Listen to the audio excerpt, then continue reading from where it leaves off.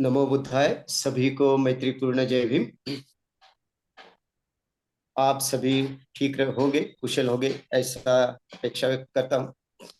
और आज के जो हमारा विषय है उसको हम शुरुआत करते हैं।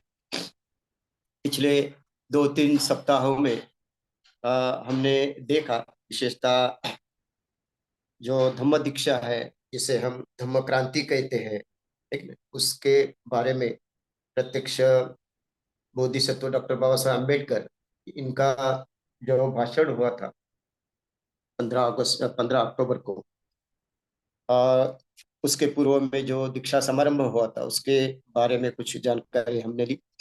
और जैसा कि धर्मांतर की घोषणा करते हुए बाबा साहब ने जैसे शुरुआत की 1935 में, मैं हिंदू धर्म में मेरा जन्म हुआ मगर मैं हिंदू धर्म में मरूंगा नहीं, ये घोषणा उन्होंने जो की। और तत्पश्चात 20 साल के बाद स्वयं बाबा साहब अपना ये समझिए कि एक प्रकार का सपना ही वो स्वयं पूर्ण करते हैं। और दीक्षा देने के बाद, दीक्षा लेने के बाद और अन्य लोगों को दीक्षा देने के बाद बाबा साहब कहते हैं कि आज मेरा नया जन्म हुआ है। तो धम्म के बारे में हम सभी यही महसूस करते हैं कि 14 अक्टूबर यह हम सभी का जन्मदिन है। और जैसे बाबा साहब ने उनके उस भाषण में अंतिम शब्द में कहा था, भगवान बुद्ध को याद करते हुए कहा था, जैसे भगवान बुद्ध अपने सभी भिक्षुओं को कहते हैं, अपमादेन संपादेत। तो वैसे ही बाबा साहब कहना चाहते हैं। बाबा साहब कहते हैं, अब मैं अब हरेक को बोलता हूँ कि हरेक ने हरेक को दीक्षा देनी चाहिए, धम्म दीक्षा देनी चाहिए। तो यह बाबा साहब की अपेक्षा 22 प्रतिज्ञा में भी व्यक्त होती है और 15 अक्टूबर का जो भाषण दिया है उसमें भी व्यक्त होती है कि हम में से हरेक को बाबा साहब कहते हैं कि आपको ऐसी क्षमता निर्माण करना चाहिए, ऐसा सामर्थ्य निर्माण करना चाहिए, ऐसी योग्यता निर्माण करना चाहिए कि आप अन्य लोगों को भी धर्म की दीक्षा दें। मतलब धर्म दीक्षा देने वाले आपको बनना चाहिए, ऐसे बाबा साहब कहते हैं।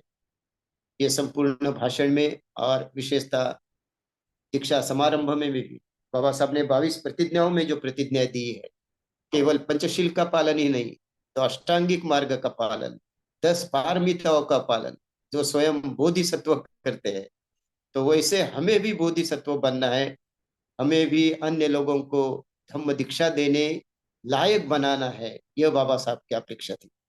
तो बाबा साहब के इसी भाषण से, धम्म दीक्षा से प्रेरणा लेते हुए आज हम देखेंगे बाबा साहब ने जो बुद्ध और उनके धम्म में, इस ग्रंथ में जो लिखा है, विषयता बौद्ध जीवन मार्ग क्या है, इस प्रकरण में बाबा साहब जो लिखते हैं उसका भी हम पिछले कुछ सप्ताह से संदर्भ लेते हैं। तो आज भी हम उसी पर थोड़ा सा टिप्पणी करेंगे।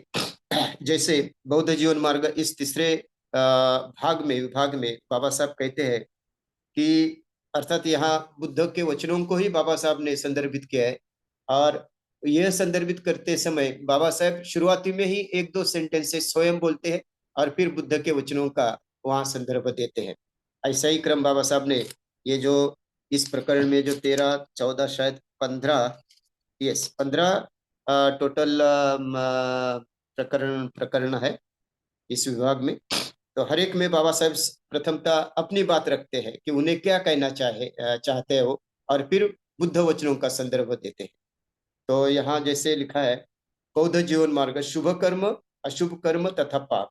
बाबा साहब स्वयं लिखते हैं, शुभ कर्म करो, अशुभ कर्मों में सहयोग ना दो, कोई पाप कर्म न करो, यही बौद्ध जीवन मार्ग है। और फिर आगे बुद्ध वचनों का वहां वो संदर्भ देते हैं, जो अलग अलग गाथाओं में, धम्मपद की विशेषता गाथाओं में से 200 गाथाओं का यहाँ संदर्भ आता है। तो हर एक प्रकरण में 10, 15, 20 ऐसी सभी गाथाओं में टोटल मिलके 200 गाथा तक यहाँ आती है। बाबा साहब आगे कहते हैं, लोभ और तृष्णा के वशीभूत ना हो, यही बौद्ध जीवन मार्ग है। आगे बाबा साहब लिखते हैं, किसी को क्लेश मत दो, किसी से द्वेष मत रखो, यही बौद्ध जीवन मार्ग है। आदमी वही कुछ होता है जो कुछ उसका मन उसको बना देता है। सन्मार्ग पर आगे बढ़ने के लिए मन का साधना पहला कदम है। यही बौद्ध जीवन मार्ग है। बौद्ध धर्म की यही शिक्षा है। हर बात में मन ही पूर्वगामी है, मन ही मुख्य है, ऐसे बाबा साहब कहते हैं। यदि आप अपना है तो आदमी को आत्मविजयी होना चाहिए। यही बौद्ध जीवन मार्ग है। बुद्धिमान बनो, न्यायशील रहो, संगति अच्छी रखो, यही जो बौद्ध जीवन मार्ग है। और आगे चित्त की एकाग्रता और जागरूकता के बारे में बाबा साहब लिखते हैं, प्रत्येक कार्य करते समय जागरूक रहो, प्रत्येक काम में सोच विचार से काम लो, हर विषय में अप्रमादी और उत्साही रहो, यही बौद्ध जीवन मार्ग है। जब आगे आज हम देखेंगे दुख और सुख, इस प्रकरण में बाबा साहब शुरुआत करते हैं, उनके स्वयं के शब्द है। फिर बाबा साहब वहां आगे लिखते हैं, गरीबी से दुख पैदा होता है, लेकिन यह आवश्यक नहीं कि गरीबी दूर होने से आदमी सुखी भी हो जाए। ऊंचा जीवन स्तर नहीं, बल्कि ऊंचा आचरण सुख का मूल मंत्र है, ये बाबा साहब के वाक्य है यहाँ।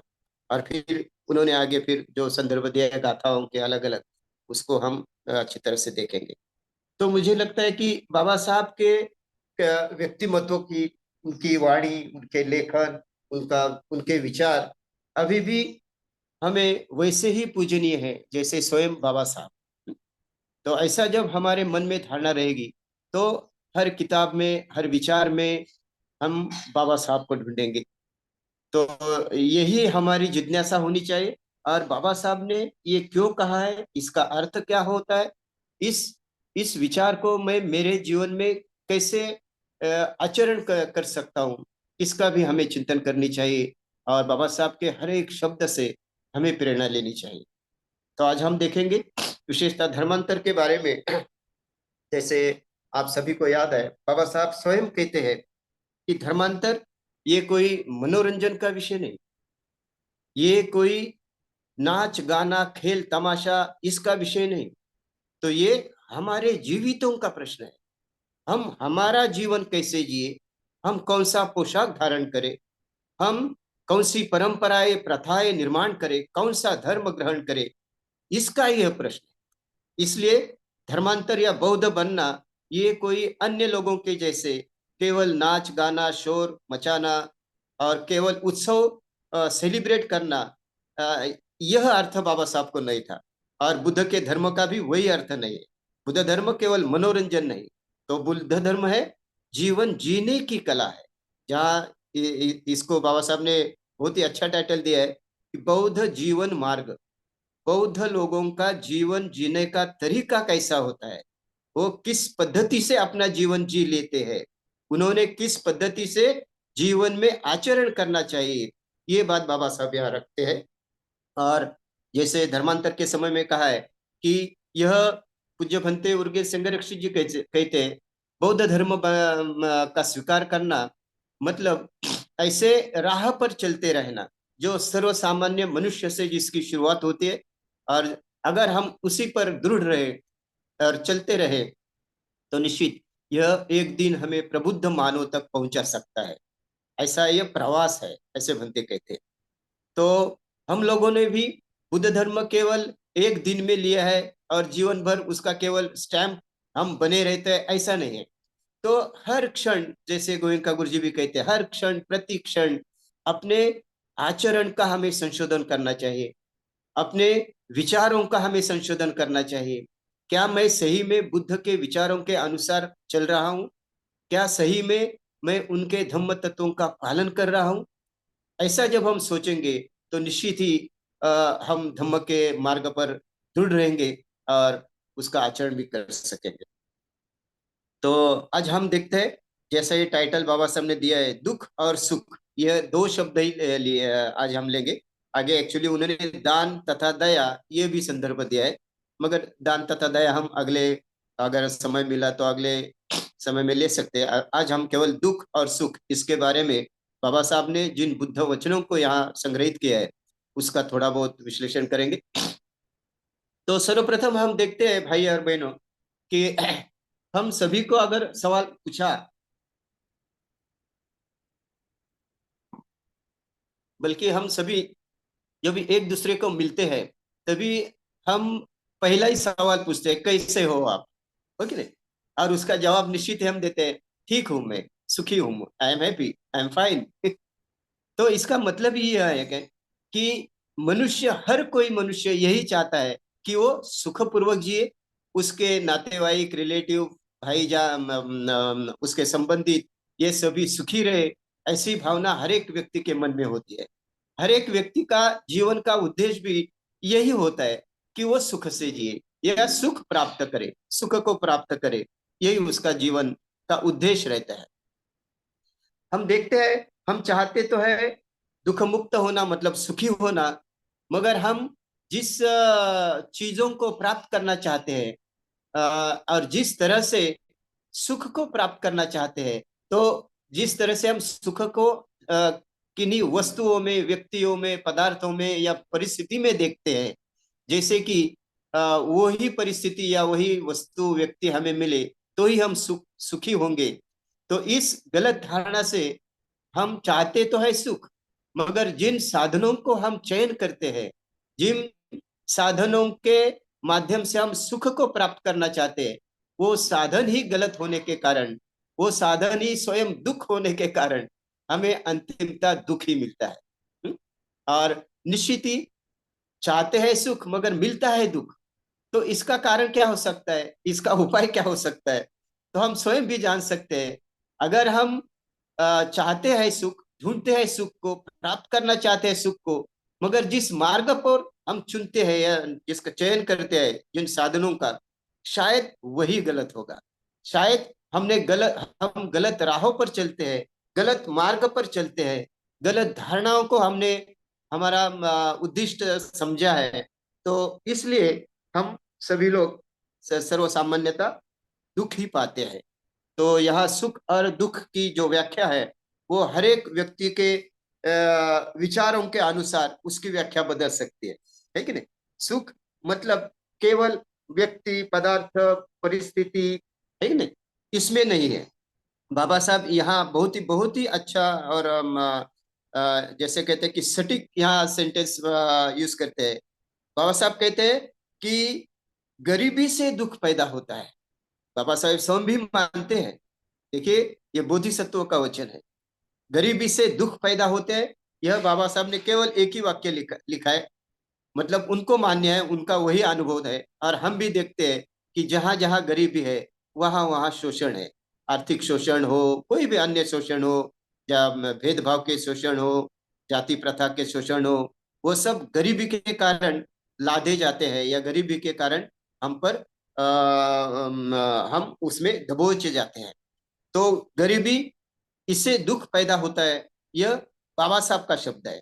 मतलब बोधिसत्व डॉक्टर बाबा साहब की शुरुआत ही ऐसे करते हैं, जो जो गरीब है, जो गरीबी में रहते हैं, उनको दुख तो मिलता ही है। और इसके अनंत उदाहरण हमारे समाज में अभी भी, हमारे समाज में, मतलब जो जो दुखियारा है बेचारा, वो सब मनुष्य ही है। और वो चाहता तो है सुखी जीवन जीना, मगर उसको दुख मिलता है कि नहीं? तो इसलिए जब भी हम मंगल भावना करते हैं, मंगल मैत्री कहते करते हैं, तो क्या करते हैं, इस दुनिया में जितने भी दुखियारे हैं, वो सभी सुखी रहे, वो सभी आनंदित रहे, है कि नहीं? सभी प्राणी मात्रा पर, सभी सजीवों पर हम ऐसी मैत्री करते हैं। जो जो दुखदायक स्थिति में है, वो सुखी हो, उसका कल्याण हो, उसका मंगल हो, ऐसे हम चाहते हैं।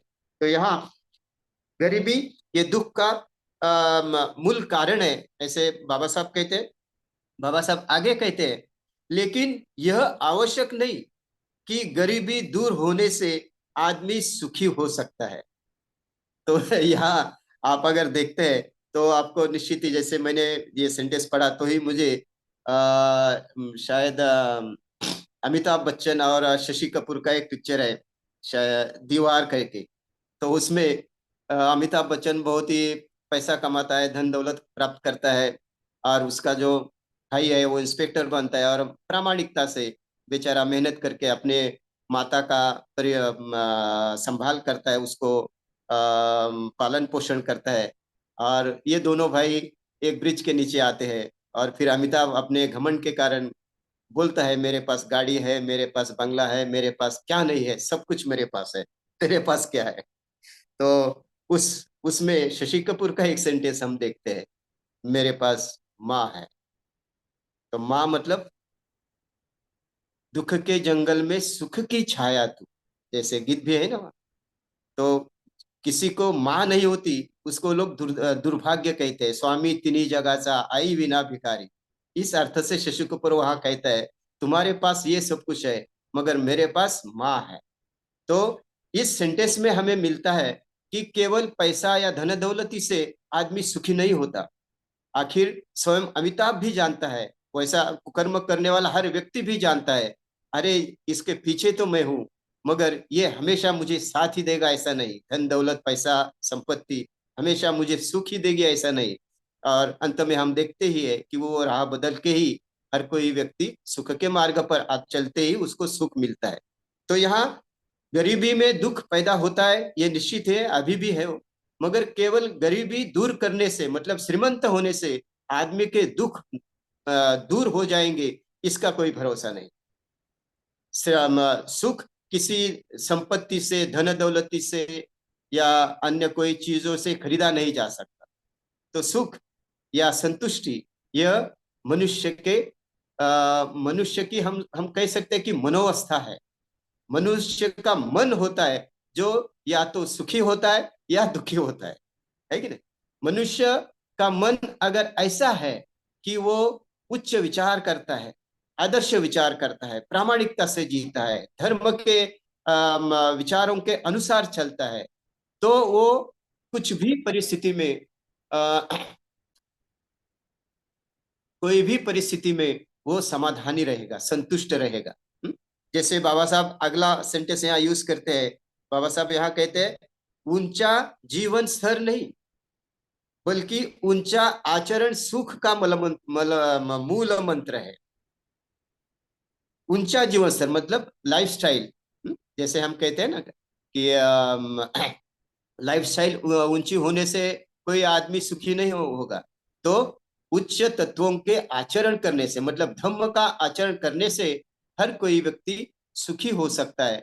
और सुखी जीवन का मूल मंत्र जो है वो यही है कि धम्म का आचरण करे, सदाचरण करे, बुद्ध के विचारों के अनुसार चले। यही सुखी जीवन का मूल मंत्र है, ऐसे बाबा साहब स्वयं यहाँ कहते हैं। तो हम ऐसे बहुत सारे उदाहरण भी दे सकते हैं, जैसे कि सिंपल लिविंग और हायर थिंकिंग, इसी से आदमी हैप्पीनेस की तरफ बढ़ सकता है कि नहीं। तो हमारे आजू बाजू में, हमारे जीवन में भी केवल मनुष्य का लाइफस्टाइल, मतलब वो क्या पहनता है, क्या खाता है, कैसा रहता है ना, इस पर उसका सुख अवलंबित नहीं रहता। तो उसका सुख उसके मनोवस्था पर अवलंबित रहता है। हमारे पास शायद अन्य चीजें नहीं होगी, मगर हम अगर संतुष्ट रहते हैं, जितनी आवश्यकता है उतना ही मिलता है, उस पर अगर हम हमारा गुजराना करते हैं, हम अगर अपना दैनंदिन जीवन जी लेते हैं, तो अन्य चीजों के प्रति, अन्य वस्तुओं के प्रति हम भागेंगे नहीं, हम दौड़ेंगे नहीं। मतलब जो भी है उससे हम संतुष्ट रहेंगे, समाधानी रहेंगे। तो इस तरह से हम यही इस संदर्भ में देखते हैं। तो लाइफ स्टाइल पे नहीं, मतलब मुझे लगता है कि अपने मन की अवस्था पर अपने सुख की प्राप्ति ये अवलंबित रहती है ना। तो हमारा मन अगर मन में आसक्ति नहीं होगी, लोभ नहीं होगा, तृष्णा नहीं होगी, तो निश्चित ही हमारी आवश्यकताएं जो है उसी वो तो कम ही होगी। और इसलिए जो हमको मिलता है उसी से हम हैप्पी और संतुष्ट रह सकते हैं। जैसे तीसरे सील के बारे में, जिसे हम कहते हैं कि शांति, संतुष्टि और सादगी का पालन करके हम अपना शरीर शुद्ध करते हैं। मतलब शरीर की जो भी आवश्यकताएं रहती है वो पूरा करने से और शांतिपूर्ण सादगी से, संतुष्टि से पूरा करने से हम धम्म का आचरण कर सकते हैं, पंचशील का पालन कर सकते हैं। किसी पर आक्रमण नहीं करेंगे, किसी की हिंसा नहीं करेंगे, कभी झूठ नहीं बोलेंगे। तो ये सारी पंचशीलों का पालन करने के लिए हमें, हमारे विषयतः पंचशीलों का पालन करने के बाद ही हमारी मनोवस्था ऐसी बनती है कि हम संतुष्ट रहना सीखते हैं। तो इसलिए यहाँ अभी फिर आगे बुद्ध के वचनों को बाबा साहब ने लिखा है, तो जैसे उन्होंने लिखा है वैसे उन वचनों को हम देखेंगे और थोड़ा बहुत स्पष्टीकरण करेंगे। देखते हैं आज कितने गाथाओं का संदर्भ हम देखते हैं तो सबसे पहले बाबा साहब ने यहाँ लिखा है कि गरीबी से दुख पैदा होता है, लेकिन यह आवश्यक नहीं कि गरीबी दूर करने से आदमी सुखी हो सकता है। ऊंचा जीवन स्तर नहीं, बल्कि ऊंचा आचरण सुख का मूल मंत्र है। ये ध्यान में रखेंगे। आज के प्रवचन का टाइटल भी हमने यही दिया है, तो हम भी इसको ध्यान में रखेंगे कि लाइफस्टाइल नहीं तो अपने माइंड का वर्क कैसा, माइंड सेटिंग आपकी कैसे है, आपका माइंड किस तरह से सेट किया हुआ है, उस पर हमारे सुख का मूल मंत्र है ना। तो आगे हम बुद्ध वचनों को देखेंगे। यही बौद्ध जीवन मार्ग है। बाद में भूख सबसे बड़ा रोग है, ऐसे बाबा साहब लिखते हैं। और आगे भगवान बुद्ध की जो गाथा है उसका संदर्भ देते हैं। आगे आगे उस गाथा में, उसी गाथा में आगे लिखा है, आरोग्य सबसे बड़ा लाभ है, संतोष सबसे बड़ा धन है, विश्वास सबसे बड़ा रिश्तेदार है, और निर्वाण सबसे बड़ा सुख है। तो यहाँ दुख के बारे में तो उदाहरण देने की कोई आवश्यकता नहीं, हमारे दैनंदिन जीवन में हम दुख ही पाते हैं। जैसे कि चार आर्य सत्यामध्ये सुद्धा, चार आर्य सत्य में भी शुरुआत ही वैसी की है। दुख क्या है, दुख का कारण क्या है, दुख कैसे दूर हो सकता है, और वो मार्ग कौन सा है। तो दुख क्या है, ये भगवान बताते हैं। क्या है दुख? जन्म दुख कारक है कि नहीं? जन्म दुख कारक क्यों है? क्योंकि जिस किसी व्यक्ति को जन्म धारण करना पड़ता है, उसको 9 महीने तक अपनी माता के गर्भ में रहना पड़ता है। और कुछ अर्भक या गर्भ में रहने वाले जीव उसी में भी अपना वो मृतवत भी हो जाते हैं, होते हैं। कितने लोग जन्म धारण करते समय, मतलब जन्म लेते समय ही मृत्यु हो जाते हैं। तो जन्म ये एक्चुअली दुख कारक है। क्यों? क्योंकि 9 महीने उस माता को, इस जीव का, जो वो अपने गर्भ में धारण करते हैं, वो उसका सभी जो अन्न माता खाती है, जो उनका खून होता है, वही खून उस बच्चे को या उस अर्भक को मिलता है। और माता पर अवलंबित रहकर, उनकी खान पान पर, उनकी संस्कार पर अवलंबित रहकर, यह जीव बाहर आने के बाद भी अपनी माता पर ही कुछ सालों तक अवलंबित रहते हैं। जन्म होते ही हम हैप्पी बर्थडे कहते हैं और स्वागत करते हैं, मगर एक्चुअली वो जीव जो जन्म धारण करता है, क्या वो हंसते आता है कभी? नहीं। हर वक्त या हर एक का जन्म रोते रोते ही होता है। और जाते समय वो स्वयं तो शायद रोता नहीं, मगर अन्य लोगों को रुला के ही जाता है ना। तो जन्म दुख कारक है। हम जितने भी अपने बर्थडे सेलिब्रेट करते हैं, एक्चुअली वो दुखों से युक्त ही होते हैं। जन्म के बाद भी यह कोई शाश्वती नहीं कि जिसने अभी जन्म धारण किया है वो हमेशा ही जीवित रहेगा, इसकी कोई गारंटी नहीं। फिर भी हम 1 साल के बाद, 2 साल के बाद, 20 साल के बाद, 70 साल के बाद, 90 साल के बाद भी बर्थडे सेलिब्रेट करते ही रहते। हम यही गुरु धर के चलते हैं कि हम जीवित रहे हैं, जीवित रहेंगे, मगर एक्चुअली हमारी मौत कब होगी ये किसी को पता नहीं। जैसे राजेश खन्ना का वो डायलॉग याद है ना, लेकिन तो इस तरह से जन्म तो निश्चित ही दुख कारक ही है। बाद में बुद्ध कहते हैं, क्या दुख कारक है? व्याधि दुख कारक है। किसी को भी बीमारी आ सकती है, लेकिन जरा दुख कारक है। कोई भी व्यक्ति वृद्ध हो ही सकता है और होता ही है। बुद्ध आगे कहते हैं कि मृत्यु दुख कारक है। रोग और व्याधि, जीरा अपना वृद्धत्व और व्याधि कितनी दुख कारक है, इसका वर्णन करने की कोई आवश्यकता नहीं। जब कोई तरुण भी अगर बीमार पड़े तो उसकी सर्वशक्ति नष्ट हो जाती है, वो दुर्बल हो जाता है, वो अवलंबित हो जाता है। अन्य लोगों को उसको उठाना, धरना, खाना पीना देना पड़ता है। इतना सशक्त तरुण भी बीमारी के कारण, रोग के कारण दूसरों पर अवलंबित रहता है। और बुढ़ापे में तो बात ही अलग है। बुढ़ापे बुढ़ापे में तो हमारे हाथ पैर भी चलते नहीं, काठी लेनी पड़ती है, सहारा लेना पड़ता है, खाना किसी से भरवाना पड़ता है। हम कई कभी कभी सुन नहीं पाते, कभी देख नहीं पाते। कितने सारे दुख इस रोग में, व्याधि में भी है और जरा में भी है। और मृत्यु, शायद मृत्यु से ही इससे हमें छुटकारा मिलता है, मगर स्वयं मृत्यु भी कितना दुखकारक है, ये भी क्या कहने की बात है। मृत्यु के बाद तो हम देखते हैं कि कुछ ही क्षणों में, अगर हमारी मृत्यु सुबह समझे 10 बजे होगी, तो अगले सुबह के रात को भी 10 भी बजने नहीं देते लोग। 12 घंटे के पहले उस देह को, 1 घंटे के बाद ही मृत्यु होने का डिक्लेयर हुआ रे हुआ कि 1 घंटे के बाद उस व्यक्ति को उसके नाम से पहचाना नहीं जाता। उस व्यक्ति को लोग कहते हैं कि डेड बॉडी, मृत बॉडी। जो नाम उसका एक ही घंटे में भूल जाते हैं। वो पिता हो, माता हो, जो भी कोई हो, हर व्यक्ति का कहते हैं सो एंड सो का इसका निधन हो गया, डेड बॉडी अभी 2-3 घंटे में आ जाएगी। तो यही से शुरुआत होती है। और अपने ही जिनके आधार पर हम जीवन जी लेते हैं, जिनके लिए हम जीवन जी लेते हैं, वही लोग अपने ही घर से हमें जितना जल्द हो सके उतना वहां से उठाना चाहते हैं और अग्नि संस्कार करना चाहते हैं। कौन अग्नि संस्कार करते हैं? अपने ही लोग, जिनके लिए हम जीवन जी लेते हैं, उन्हीं लोगों से हमें अग्नि लेना पड़ता है। तो इस तरह से मृत्यु भी दुख कारक है। अग्नि के बाद क्या रहता है? कुछ भी तो नहीं। मगर जीवन भर हम कितने बातों को धारण करते हैं, कितने बातों को हम जकड़े हुए रहते हैं। ये मैं हूं, मैं अधिकारी हूं, मैं। कुछ लोग तो रिटायर होने के बाद भी अपनी मंत्रालय की पार्टी अपने घर पर लगवाते हैं। निवृत्त मंत्रालय सचिव के अधिकारी। अरे क्या रखा है उसमें? वो तो कुछ दिनों के लिए, कुछ सालों के लिए आपने जो गुलामी की उसका वो प्रतीक है। वो जिंदगी भर अपने माथे पर लगा पे आप घूम रहे हो। तो अहंकार हम कितना करते हैं, अपने पद का, प्रतिष्ठा का, सौंदर्य का, संपत्ति का, यौवन का, कितनी सारी बातें हम ऐसे धारण करते हैं और उसी के लिए हम दुखी होते हैं। अगर किसी ने अपने पद के अनुसार, अपने वय के अनुसार, अपनी संपत्ति के अनुसार आपके साथ व्यवहार नहीं किया, आपका सम्मान नहीं किया, तो उसी क्षण में भले ही वो अपने कितने भी जुलग हो, उनके प्रति हमारे मन में द्वेष निर्माण।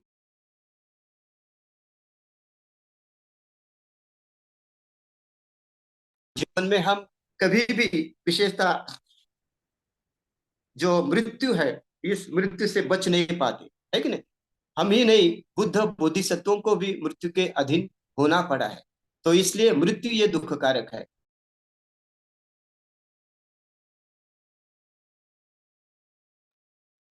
और इस शोक परिदेव पर देखे कैसा लोग दुख व्यक्त करते हैं। कोई छाती पे मार लेता है, कोई जमीन पर गिरता है, कोई मूर्छित हो जाता है। किसी किसी को तो प्रिय व्यक्ति के निधन के कारण मृत्यु भी हो जाता है। आगे ऐसा कहता है कि प्रिय व्यक्ति का दूर होना और अप्रिय व्यक्ति का मिलना ये भी दुख कारक है। और अंतिमता तो भगवान कहते हैं जो हमारे पंच स्कंध है, जिससे हम सारी दुनिया जानते हैं, रूप, वेदना, संज्ञा, संस्कार, है ना, इन सारे, ये सारे के सारे दुख देने के ही साधन है। संक्षिप्त में सभी विश्व दुखमय ही है कि नहीं? जन्म दुखदायक, व्याधि दुखदायक, जरा दुखदायक, मृत्यु दुखदायक, प्रिय व्यक्ति शोक परिदेव दुखकारक, प्रिय व्यक्तियों से दूर होना दुखदायक, अप्रिय व्यक्तियों से मिलना दुखदायक।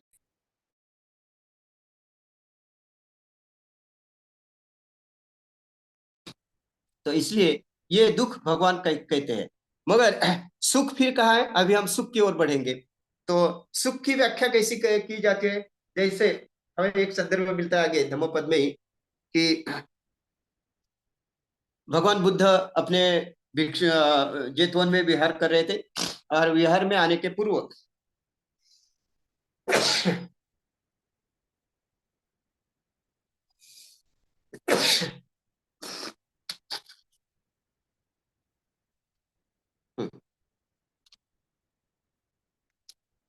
तो विहार में आने के पूर्व ही कुछ भिक्षु जहाँ विहार में जेतवन विहार में जाके बैठते हैं, और जब तक भगवान नहीं आते तब तक वो धम्म चर्चा करने लगते हैं। तो धम्म चर्चा किस पर होती है? उस पर चर्चा होती है कि विश्व में सुखदायक क्या है, क्या है सुख कारक, है कि नहीं? तो कुछ भिक्षु कहते हैं कि देखिए, अलग अलग तरह का जो स्वादिष्ट भोजन होता है वो सुख कारक रहता है। तो कोई कहता है नहीं, ये भोजन कोई पंच पक्वान्न या सात्विक आहार जो लेते हैं, जिनके पास धन है, वही उच्च स्तर का आहार सेवन कर सकते हैं।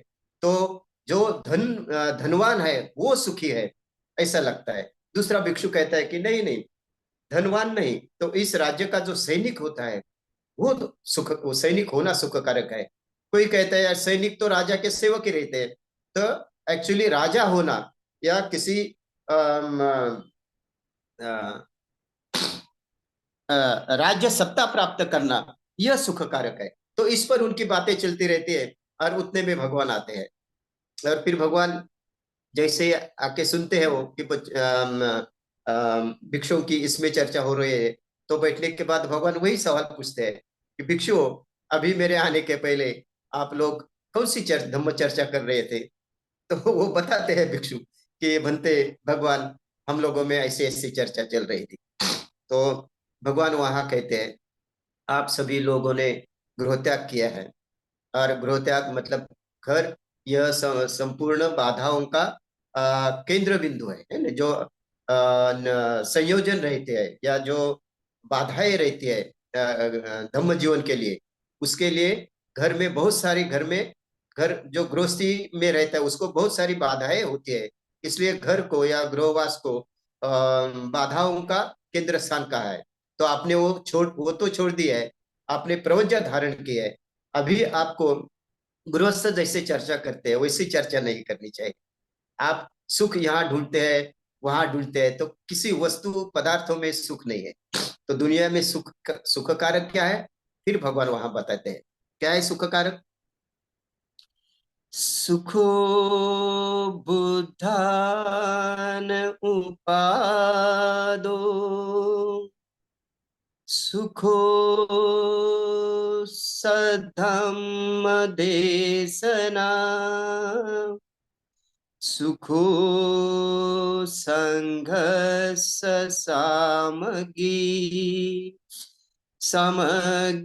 समगीन तपो सुखो। भगवान कहते हैं, भिक्षुनो, बुद्ध का जन्म होना या बुद्ध का निर्माण होना, यह सुख कारक है। इस दुनिया में जब बुद्ध होते हैं तो सभी सजीवों को दुख मुक्ति का मार्ग मिलता है। इसलिए जिस काल में बुद्ध होते हैं उनके सामने आदर्श रहता है, दुख को कैसे मुक्त करेंगे। तो इसलिए बुद्ध का होना, बुद्ध का जन्म धारण करना, यह सुख कारक है।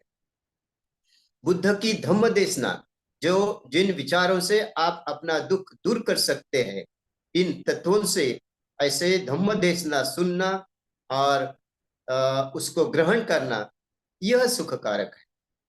और संघ, जो इसके बुद्ध के विचारों के अनुसार आचरण करता है, उस संघ का होना सुख कारक है। और एकत्रित ध्यान साधना करना, हर कोई क्रियाकर्म सांघिक दृष्टया एकत्रित होकर करना, यही सुख कारक है। उसमें ध्यान करने की भी बात आई, प्रवचन सुनने की बात आई, भोजन लीजिए, कोई भी कर्म लीजिए, एक साथ चर्चा करना, धम्म चर्चा करना, तो इन सारी बातों को भगवान बुद्ध सुख कहते हैं। तो दुख की बातें हमने देखी और सुख की बातें भी जो स्वयं भगवान ने कही है वो हमने देखी। तो इस दुनिया में सुख कारक क्या है? बुद्ध का होना। इस दुनिया में सुख कारक क्या है? बुद्ध की धम्म देशना सुनना, पढ़ना, उसका चिंतन करना, उसको ग्रहण करना और उसका आचरण करना, जैसे भिक्षु लोग करते हैं या आर्य संघ के लोग करते हैं, उसका आचरण करना, यह सुख कारक है। और एकत्रित ध्यान साधना करना सुख कारक है। तो इसलिए सुख कारक क्या है ये स्वयं भगवान बताते हैं। ध्यान करना सुख कारक है, धम्म सुनना सुख कारक है, और धम्म का आचरण करना सुख कारक है। तो अभी हम देखेंगे कि हमें जो दुख मिलता है उसके कारण क्या होते हैं। ये नेचुरली जो भगवान बुद्ध जो कहते हैं वो तो है ही, मगर व्यक्तिगत क्या, वो अलग अलग हो सकते हैं, है कि नहीं? हमारे दुख के कारण अलग अलग हो सकते हैं। तो यहाँ सबसे पहले उदाहरण बाबा साहब ने दिया है, भूख सबसे बड़ा रोग है।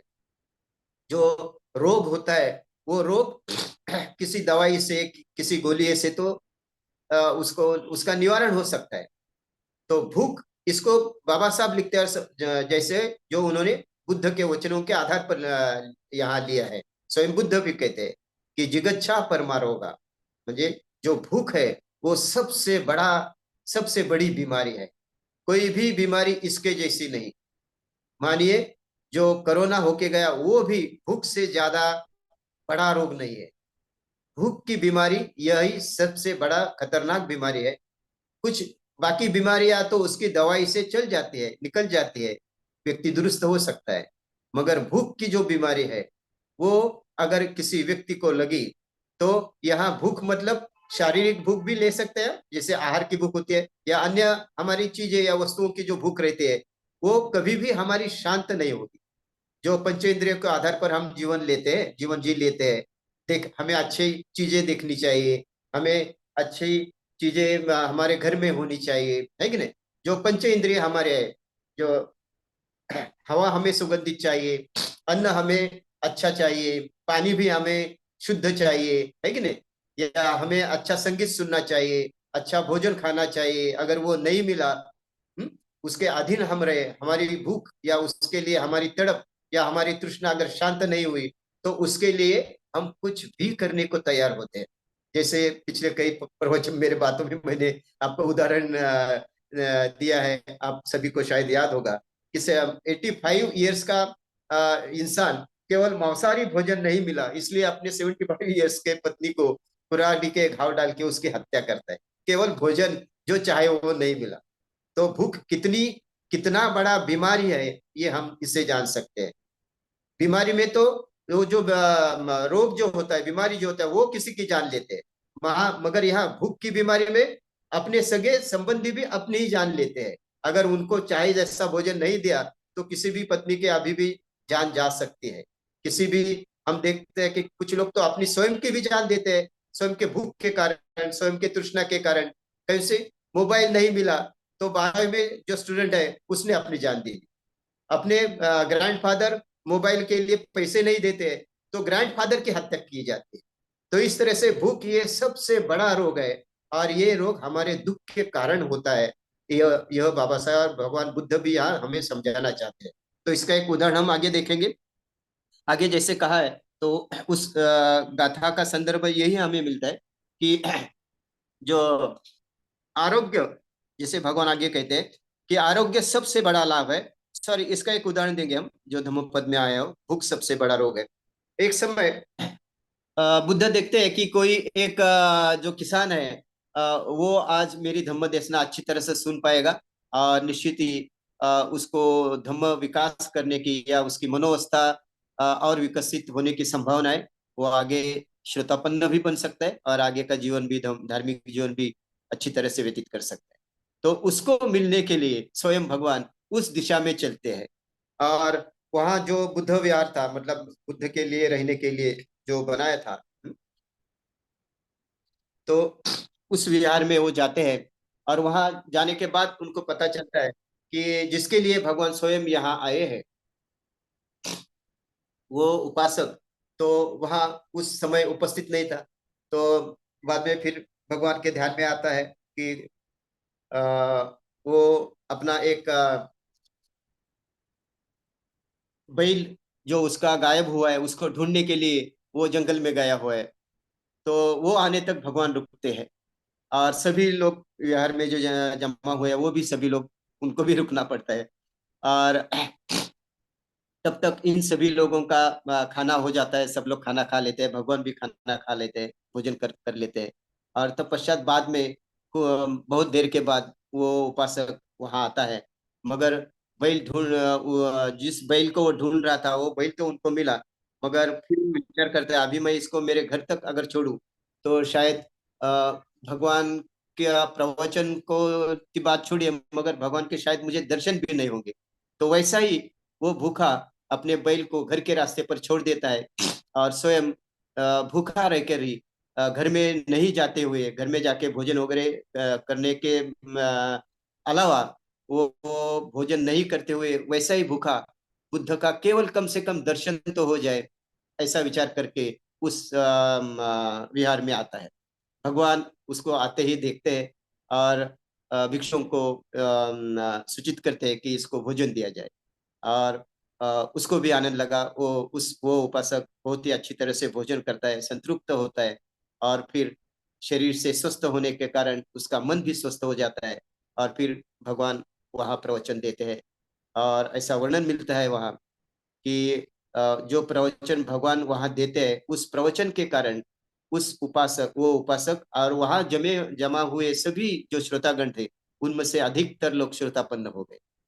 तो यह सारा माहौल देखने के बाद वापिस आते समय कुछ भिक्षु भगवान को सवाल करते हैं, भगवान इतने सारे लोगों को आपने उस किसान के लिए, उपासक के लिए रुकाया, और वो उसको भोजन दिया और भोजन के बाद ही आपने धम्म देशना दी, तो ऐसा क्यों?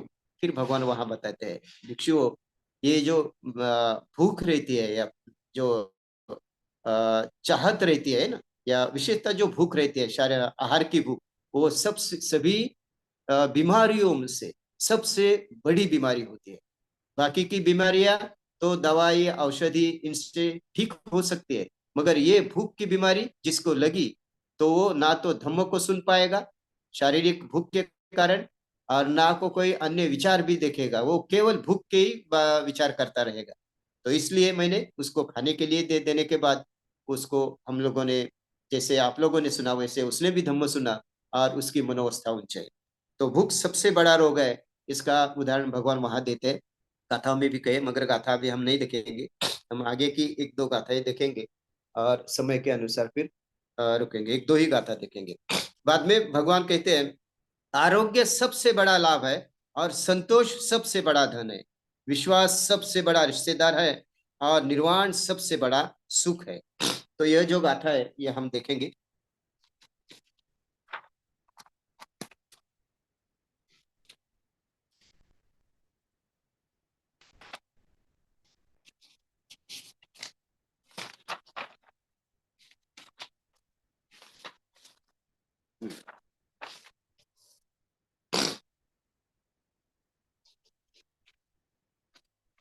हाँ, यह गाथा का संदर्भ हमें मिलता है, हम यही एक ही गाथा देखेंगे और फिर रुकेंगे।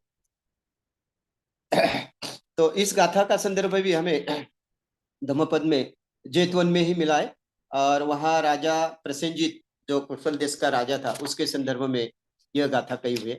एक्चुअली जो प्रसेनजीत राजा है, वो भी जैसे एक एक भूख के क्या परिणाम होते हैं ये देखा। अभी भूख मिटने के कारण भी, जैसे बाबा साहब यहाँ कहते हैं, लेकिन आवश्यक नहीं कि गरीबी दूर होने से भी आदमी सुखी हो सकता है। तो भूख मिटने से भी आदमी सुखी हो सकता है, आनंदी हो सकता है, इसकी भी कोई गारंटी नहीं। तो बिना भूख रहते हुए भी, मतलब खाना पीना अच्छी तरह से मनसोक्त खाने से भी आदमी को सुख नहीं मिलता। तो आदमी का सुख उसकी मनोवस्था पर है, इसका एक उदाहरण है। तो यहाँ ऐसा संदर्भ आता है कि राजा प्रसेनजीत यह भगवान बुद्ध का प्रवचन सुनने के लिए एक दिन बिहार में जाते हैं, मगर जाने के पूर्व वो बहुत सारा, ढेर सारा, जो हम कहते हैं कि भोजन करते हैं, अपनी आवश्यकता से भी ज्यादा भोजन करते हैं। पंच पकवान का जो उनका भोजन रहता है, वो संतृप्त होने पर वो भोजन करते हैं, और ज्यादा अतिरिक्त भोजन के कारण उनका पेट भी फुला हुआ रहता है हमेशा, वहां जैसे आठ कथा में लिया भी है। और उसी अवस्था में वो प्रवचन सुनने को जाते हैं, और वहां जाने के बाद वो, एक मिनट,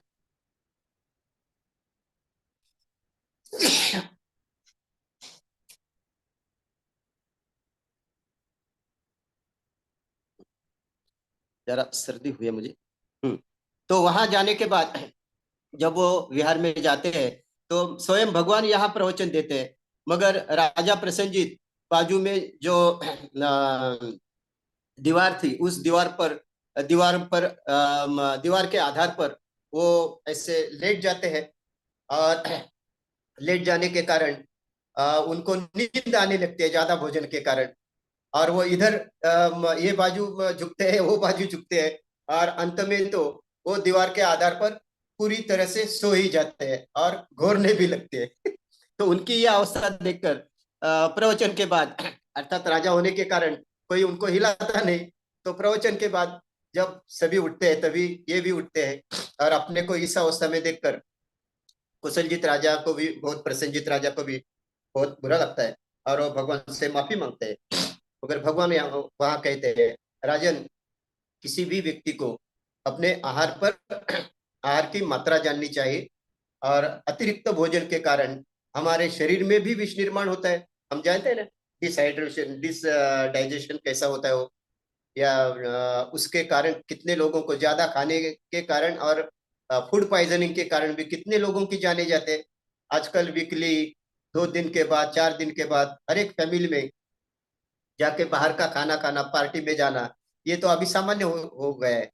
मगर कभी कभी हम वार्ता भी सुनते हैं कि फूड पॉइजन के कारण कोई बीमार पड़ गया है, किसी की जान भी चली जाती है। तो अतिरिक्त भोजन या भूख मिटने के बाद भी आदमी सुखी होगा, इसकी कोई गारंटी नहीं। जो बुद्ध वचन यहाँ लिखते हैं बाबा साहेब, उसकी सत्यता हम इस कथा में देखते हैं।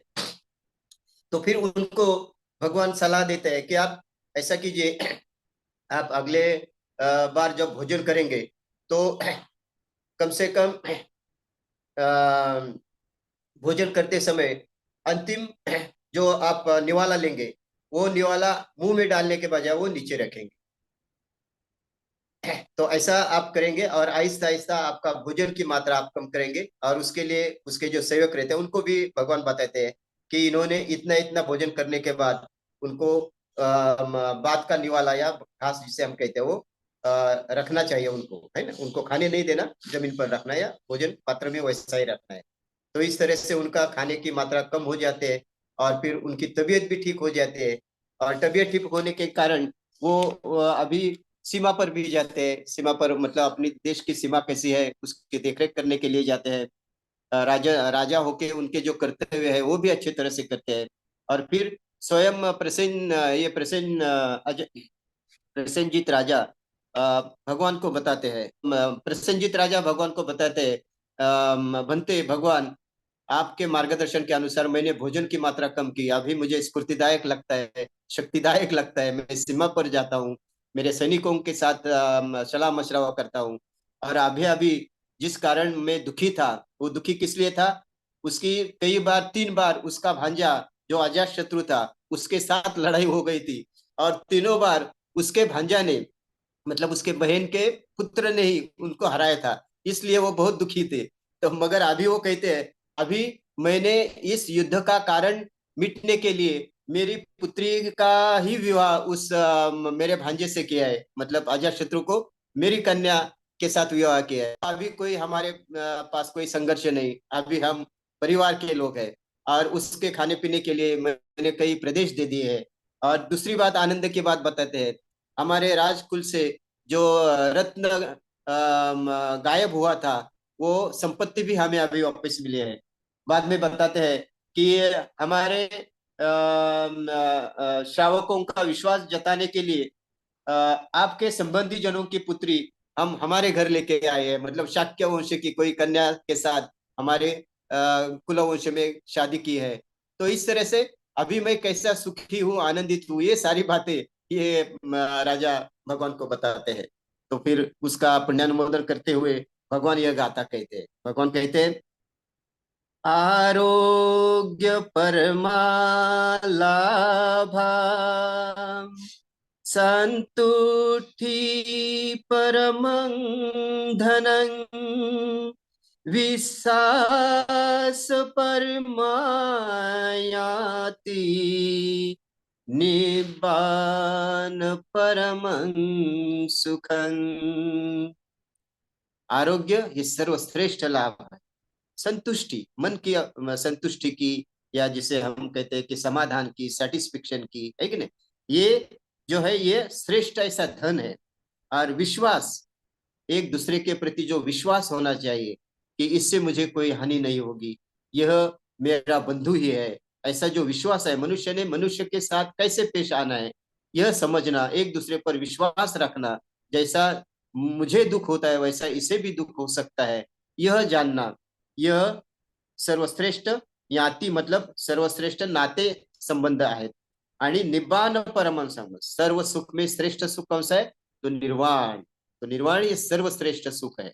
तो सुख की अवस्था यहाँ भगवान बताते हैं, निर्वाण प्राप्ति मतलब मन की ऐसी अवस्था जो जब अपना मन शांत हो जाता है, सभी इंद्रिय शांत होती है, जिसे शांत पद कहते हैं। निर्वाण मतलब जिस मन में विकार नहीं, लोभ द्वेष मोह भय जो भी अकुशल विचार रहते हैं, है कि नहीं। अभिधम्म में भी जैसे बताया है कि कुछ अकुशल विचार मूलतः अपने चित्त में रहते हैं। तो उन वो अगर हमने निकाले तो हमारा चित्त कैसा हो जाएगा, शांत हो जाएगा, सुखकारक हो जाएगा। तो इस गाथा से हम देख सकते हैं कि मन की अवस्था, मन की शांतता की अवस्था, जिस मन में तृष्णा नहीं, लोभ नहीं, द्वेष नहीं, मोह नहीं, भय नहीं, ऐसी मन की अवस्था को भगवान निब्बाण कहते हैं। तो ये निब्बाण अवस्था प्राप्त करने के लिए, जैसे भगवान एक समय में कहते हैं ना उस ब्राह्मण को कि लोभो छेत्वा न सोचति, दोषो छेत्वा सुखं सयति, दोष समूल धम्मस, दोष समूल धम्मस, वधं रोचेति गौतमाति। बुद्ध कहते हैं उसको, मेरे धर्म में लोभ को काटना, द्वेष को काटना, या इस लोभ और द्वेष का जो मूल कारण है, जो मोह है, अज्ञान है, उसको काटने के लिए मान्यता मेरा ये श्रेष्ठ धर्म देता है। तो हमारे मन में जिससे दुख निर्माण होते हैं वो कौन कारण है? लोभ, द्वेष, मोह, भय, तृष्णा, आसक्ति, ये सारे दुर्विचार हमें दुख की ओर ले जाते हैं। तो इन्हें काट के ही हम सुख प्राप्त कर सकते हैं। और यह सुख प्राप्ति की अवस्था हमें इसी जीवन में, जीवन जी लेते ही, उसके लिए मृत्यु की भी आवश्यकता है। मृत्यु के पहले अगर हम शांत हो चुके, जैसे स्वयं बुद्ध हुए, है कि नहीं, जैसे स्वयं हम देखते हैं कि अंगुलीमाल भी हुआ, जैसे पटाचारा हुई, जैसे गौतमी हुई, है कि नहीं। तो इसलिए भगवान कहते हैं कि धम्म न जानता 100 वर्ष जगण्यापेक्षा धम्म जानकर एक दिन का जीना श्रेष्ठ है। तो मुझे लगता है हमें भी इसी गाथा से संदर्भ लेकर निब्बाण मतलब हमारा जीवन किस लिए समर्पित करना चाहिए? मन की शांतता के लिए। जैसे कहा कहा भी है उस गाथा में, मन ही ईश्वर, मन ही अपना मन ही सर्वश्रेष्ठ है। मन में अगर हम अच्छे विचार करते हैं, अच्छे कर्म करते हैं, तो सुख हमारे पास, हमारे साथ ऐसा रहता है जैसे चांदनी रातों में अपनी शीतल छाया अपने साथ रहती है। तो इसलिए सुख मतलब मन की सुगति, मन की वो अवस्था जहाँ लोभ, द्वेष, मोह, भय, तृष्णा, आसक्ति इत्यादि नहीं रहते। तो ऐसी अवस्था प्राप्त करने के लिए हम इस बौद्ध जीवन मार्ग पर हमें चलना है। तो निश्चित ही इस मन में हमें परिवर्तन करना होगा। और धर्मांतर मतलब हृदयांतर, और हृदयांतर मतलब अपनी मन की अवस्थाओं को चेंज करना, मन में भी परिवर्तन करना। तो ऐसा परिवर्तन हम करें, हम सभी को ऐसी प्रेरणा मिले, और उसके लिए हम सभी को दीर्घायुष्य मिले, हम सभी सुखपूर्वक रहे, यही शुभेच्छा देते हुए यहाँ हम संपन्न करते हैं। धन्यवाद।